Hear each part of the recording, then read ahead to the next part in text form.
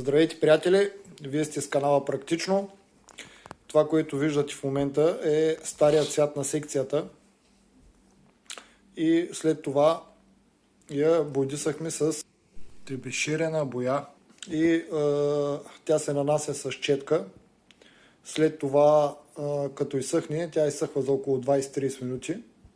След като изсъхне, се минава с безцветен лак, за да запечатате отгоре покритието. И на мен лично много ми хареса. Не очаквах такъв ефект. Просто отдавна чета за нея, но за първи път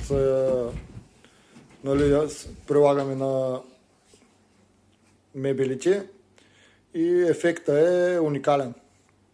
На мен лично много ми хареса. Надявам се да ви е полезно видеото и който е чел за тази боя, може да види нагледно какво се получава. Абонирайте се за канала и всичко добро. Споделяйте с повече хора. По този начин каналът се разраства. Надявам се да съм ви бил полезен. До нови срещи и всичко добро!